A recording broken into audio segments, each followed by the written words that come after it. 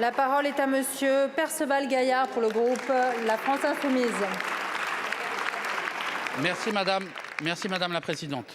Monsieur le ministre de l'Économie, des Finances et de la Souveraineté industrielle et numérique, le 5 février dernier, l'Observatoire des prix, des marges et des revenus de la Réunion a dévoilé les profits scandaleux réalisés par le secteur des carburants en 2023 sur notre île.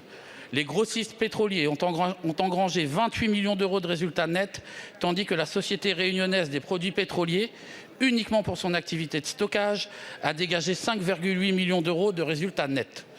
Je vous rappelle qu'au 1er février, en plus de subir une hausse de 10% du prix de l'électricité, les Réunionnais ont constaté une augmentation des prix des carburants. Augmentation qui s'est poursuivie en mars, la préfecture annonçant une hausse de 5 centimes sur le samplon et de 4 centimes sur le gazole, alors même que le coût du fret est en baisse. Pendant que les multinationales s'enrichissent sur notre dos, cabri mange salade, comme nous dit à La Réunion. Monsieur le ministre, votre politique austéritaire fait la chasse aux économies sur le dos des plus fragiles, pendant que des secteurs économiques comme celui des carburants à La Réunion engrangent des bénéfices démesurés. Le peuple n'a pas à payer l'addition alors qu'il ne récolte que les miettes d'un gâteau que se partagent les multinationales.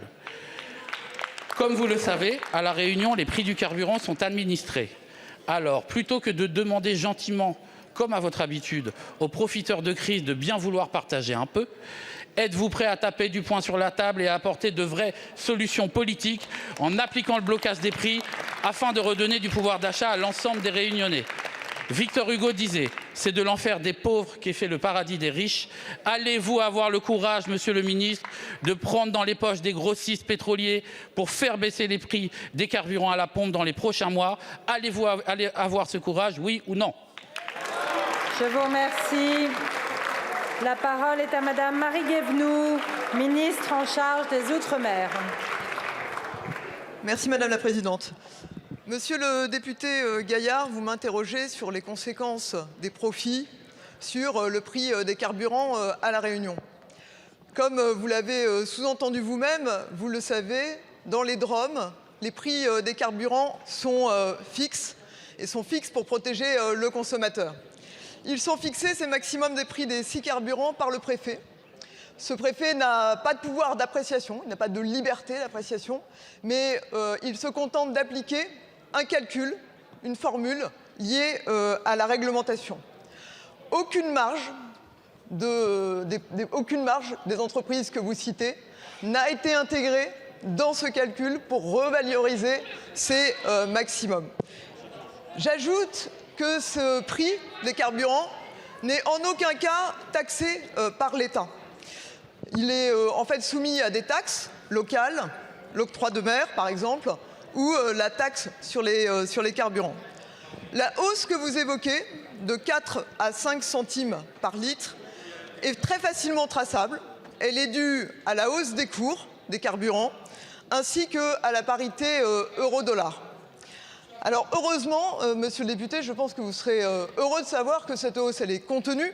Elle est contenue puisque le prix du carburant à La Réunion est de 1,39 € le litre pour le gasoil, là où elle est en hexagone de 1,75 € par litre en hexagone. Je pense que vous le savez, monsieur le député, le gouvernement est extrêmement attaché à lutter contre la vie chère et en particulier en Outre-mer et est aux côtés des ultramarins pour faire en sorte que leur pouvoir d'achat soit restauré. Merci. Merci madame la ministre. Madame la ministre, vous nous faites une réponse technique là où nous attendons des réponses politiques.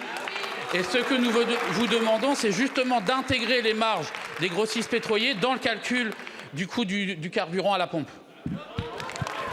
Je vous remercie.